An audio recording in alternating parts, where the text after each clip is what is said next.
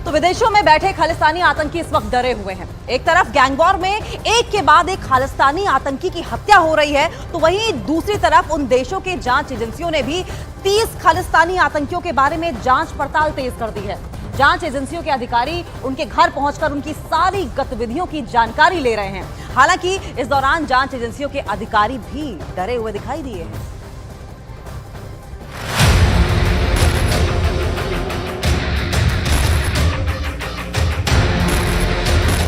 Canada में छिपे खालिस्तानी आतंकियों को चुन चुन कर कौन मार रहा है? एक के बाद एक खालिस्तानी आतंकियों को कौन निपटा रहा है? अब अगला नंबर किस खालिस्तानी आतंकी का होगा?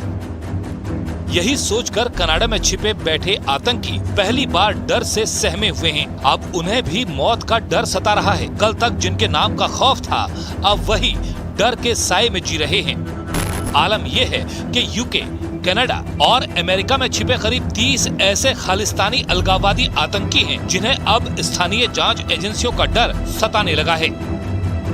इन देशों की जांच एजेंसियों ने अचानक खालिस्तानी आतंकियों के खिलाफ मोर्चा खोल दिया है।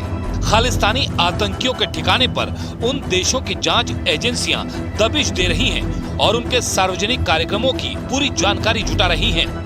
दरअसल विदेश में बैठे खालिस्तानी आतंकी सामाजिक संस्थाओं के नाम पर अपना कार्यक्रम चलाते हैं और इसी कार्यक्रम की आड़ में खालिस्तानी अलगाववाद आतंक के एजेंडे को पूरे तरीके से लागू करने की कोशिश करते हैं।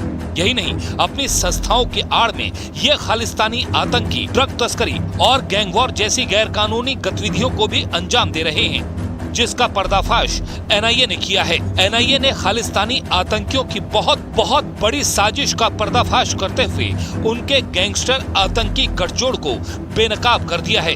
दरअसल खालिस्तानी आतंकियों ने विदेश में बैठे बैठे पंजाब में खालिस्तानी गतिविधियों को तेज करने के लिए सूबे से गैंगस्टर का सहारा लिया। उन्होंने गैंगस्टर्स को हथियार और ड्रग्स की सप्लाई का भरोसा देकर उन्हें आतंकी गतिविधियों में शामिल कराया, जिसके बाद पाकिस्तान से पंजाब में ड्रग्स और हथियारों की सप्लाई तेज हो गई। इससे गैंगस्टर्स की भी अच्छी कमाई होने लगी।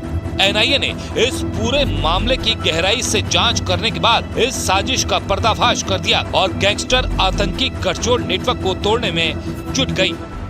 इस बीच कनाडा में निज्जर और सुक्खा समेत कई खालिस्तानी आतंकियों के मारे जाने की खबर आई, जिससे आतंकी गैंगस्टर गठजोड़ को और ज्यादा चोट पहुंची। इधर भारत की जेलों में बंद गैंगस्टरों का बाहरी दुनिया से संपर्क काटने की कोशिश और तेज हो गई, जिसका असर देखने को मिल रहा है। आलम यह है कि कनाडा में सुक्खा की मौत के बाद से अर्श डल्ला समेत कई खालिस्तानी आतंकी अंडरग्राउंड हो गए हैं। वो खामोश हैं और माहौल ठीक होने का इंतजार कर रहे हैं। हालांकि खालिस्तानी आतंकियों के लिए कनाडा में भी अब माहौल शायद ही ठीक हो, क्योंकि भारत के कड़े दबाव के बाद वहां भी खालिस्तानी आतंकियों की राह आसान नहीं होगी।